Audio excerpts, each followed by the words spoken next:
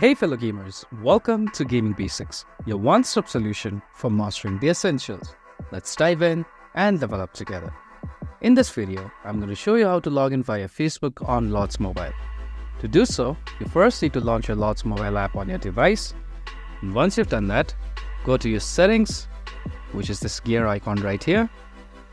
Now tap on account. And once you're on account settings, you'll see this option called switch account and device. Tap on it and now select Facebook. As you can see from here, you can choose to link your Facebook or log into your Facebook account on Lords Mobile. Click on login and you'll be able to log in on your Facebook account. If you found this video helpful, please give us a thumbs up. And if you have any questions for us, please feel free to mention us in the comment section down below.